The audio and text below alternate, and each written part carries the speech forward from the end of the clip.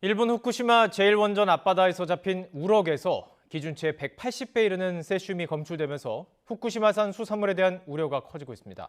이런 가운데 일본은 오염수 방류 일정을 계획대로 진행하고 있습니다. 도쿄 현지 연결해서 자세한 소식 알아보겠습니다. 김세우 특파원. 네, 도쿄입니다. 후쿠시마산 수산물에 대한 우려가 커지고 있는 상황입니다. 후쿠시마 앞바다에서 잡힌 우럭에서 상당량의 방사능 물질이 검출됐죠. 네, 도쿄전력은 지난달 후쿠시마 원전 앞바다에서 잡은 우럭을 검사했습니다. 일본 식품위생법에서 정한 세슘 검출 기준치는 1kg당 100베크렐인데요. 이번에 잡힌 우럭에서는 이러한 기준치의 180배 달하는 18,100베크렐의 방사성 세슘이 검출됐습니다. 지난 4월에도 같은 장소에서 잡은 지노레미에서 기준치의 12배 달하는 1200베크렐의 세슘이 검출되기도 했습니다. 우럭이 잡힌 장소는 원전 1, 4호기의 바다 쪽 방파제인 것으로 파악됐는데 방사성 물질의 농도가 비교적 높은 내부에서의 물이 흘러나왔기 때문인 것으로 보입니다. 도쿄전력은 물고기들이 항만에서 빠져나가는 것을 막기 위해 여러 개의 그물을 설치하고 있다고 밝혔습니다. 자, 이런 상황에서 오염수 방류를 위한 해저 터널 공사도 마무리 단계에 접어들었죠. 방류가 임박했다. 이렇게 봐도 되겠습니까? 네, 그렇습니다. 사실상 해양 방류가 임박했다고 봐야 할 것 같습니다.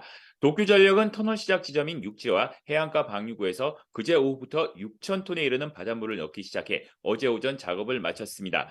도쿄전력은 지난 도쿄전력은 지난 어, 지난 4월 지난 4월 25일 1,030m 길이의 해저 터널을 완공했습니다. 터널 공사에 사용한 불착용 중장비를 철수하면 터널 공사는 완료됩니다.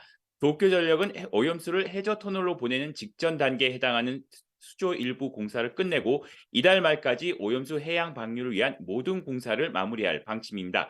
이렇게 되면 7월 초순에 방류를 할 수 있는 조건이 갖춰지는 셈입니다.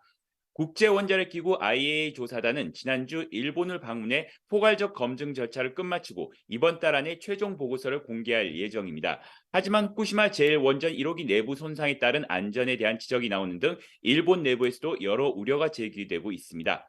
도쿄전력은 원자로 경납 용기 내 압력 용기를 떠받친 토대가 손상됐는데 이에 대해 문제가 없다는 입장을 거듭 강조했습니다. 하지만 일본 원자력규제위원회는 도쿄전력의 대처가 불충분하다며 다른 방사성 물질이 방출될 가능성을 지적했습니다. 일본 정부와 도쿄전력의 거듭된 설명에도 오염수 방류에 대한 불안감을 가라앉히기는 쉽지 않아 보입니다. 지금까지 도쿄에서 전해드렸습니다.